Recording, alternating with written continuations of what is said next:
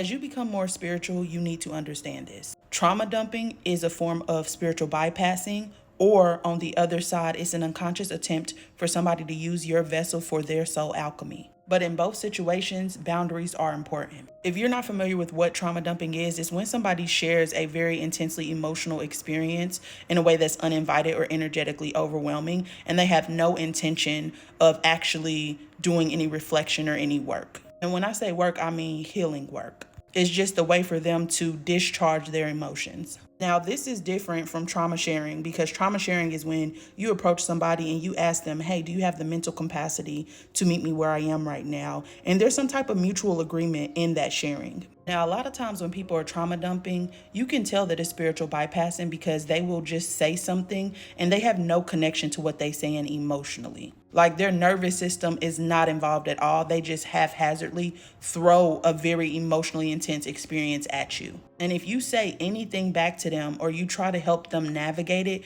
they're going to start using language that indicates to you that they're not ready to change and that they're actually avoiding that experience. And that puts you in a situation where you feel like people are constantly offloading their intense emotional experiences, but they're not implementing any guidance and they're not reflecting. But they expect you to hold space and to fix and to witness what they have been through without even asking you if you have the capacity to meet them where they are. So what you need to understand about people who trauma dump as a form of spiritual bypassing is that it's a way for them to not face their trauma alone in hopes that somebody else is going to come along and process it for them. So on the other end of this is using your vessel as a form for their soul alchemy. And this is not inherently wrong because on a soul level, we remember this, our mind just doesn't remember this. So this is something that is very ancient. When somebody has actually done the healing work and they've cleared enough energy out of their vessel, and when I say energy, I mean dense energy, which is like anger, guilt, shame, apathy, trauma, heartbreak, betrayal. Their container or their vessel becomes very clear and it feels very safe to other people.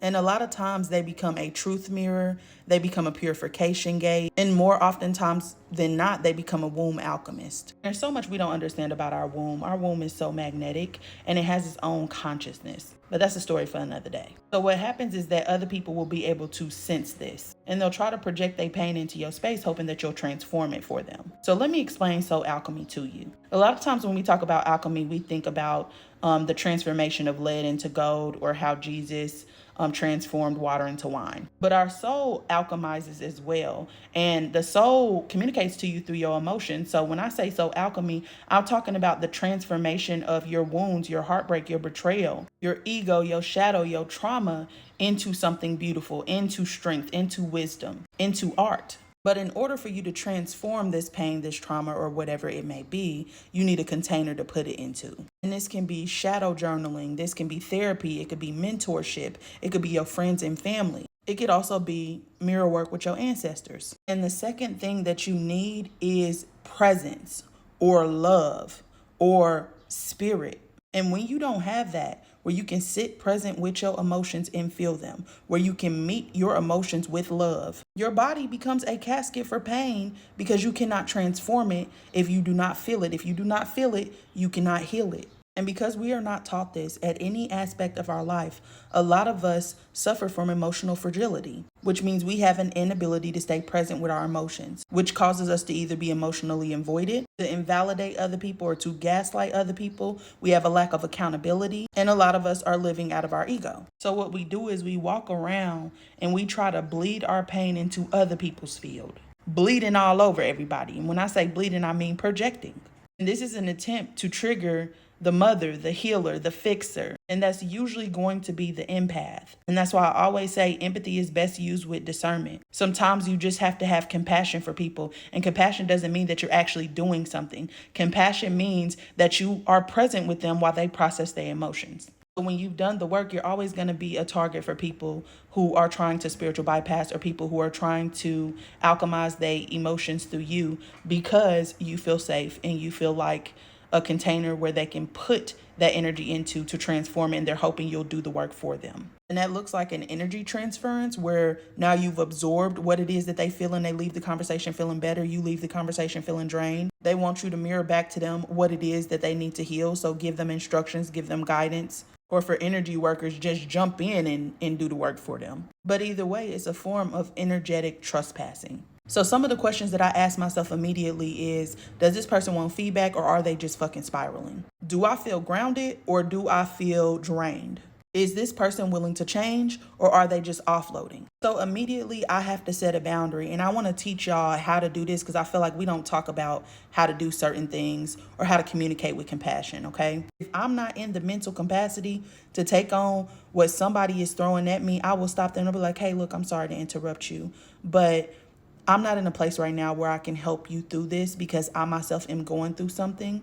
Maybe I can offer you some resources that can help you. Or I'll say, hey, that actually sounds really intense. Are you seeking reflection, or are you just trying to release it? That one, not gonna lie, kind of catches people off guard, but it causes them to reflect in the moment on what they're doing. You do not have to be a cauldron for people to pour their shit into. You do not have to be a vessel or a casket for other people's pain. You got your own shit to work through. So my best advice is learn how to communicate, because there's too many times that I can remember where I just sat through that shit, and the entire time I couldn't even focus on what they were saying because I was having a conversation in my mind about how I was going to get out of that situation. And on the other end, if you're the type of person who feels like your friends are supposed to be your therapist, I need you to understand that that's really unfair. Always ask them if they are in the mental state to be able to take on or help you to process what you are going through. And always ask yourself if you are actually ready to change before you go to that person. Because you can also put that pain and that trauma into a journal. Or you can video record yourself talking about it if you need to have a verbal release. But until you're ready to change, you're just going to connect an energetic cord to that person and start siphoning their energy to make yourself feel better. And you're not conscious of it. And that's why we're having this conversation. I hope this helps somebody, because on the other side of soul alchemy is your soul gifts, is inner peace, is your soul's purpose, is your soul's power. You start to have a strong yes or no compass, meaning your yes is sacred. You should only be saying yes to things that truly light your soul on fire. And your soul is always communicating to you through your emotions. You are not your emotions. Your emotions is guidance. And they're telling you yes or no. If you have a good emotional experience, that is a yes, move towards it. But if you had a bad emotional experience, fear, doubt, and confusion goes with bad, no.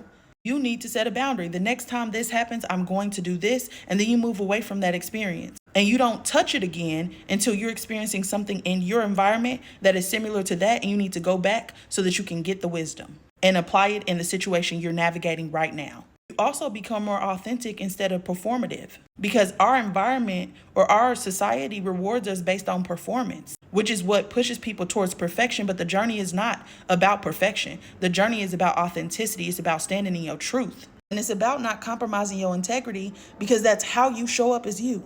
And only then can you hold people in their darkness without being pulled under with them. So alchemy isn't just healing, it's remembering who you are, which is what you came here to do. You didn't come here to become something. You came here to remember who you are and to make choices aligned with you and to live in your purpose every single day, which is your authenticity, which is your truth. And that is what puts you into alignment. And when you're in alignment with your energy, you can magnetize everything towards you. You don't have to do anything. And that's when you activate your divine codes. If you enjoyed this perspective, share it with 3 people. I know somebody needs to hear this. And if you need help figuring out what your energy is, I offer human design readings, which is going to tell you what your energetic blueprint, but I do it from the lens of soul alchemy. Because in reality, human design is a soul technology that's meant to tell you how your oversoul decided to embody in this reality. You have to know what your energy is in order for you to get into alignment with it. Everything is available on my website, www.bigtaj with 2js.com. Happy healing, friends.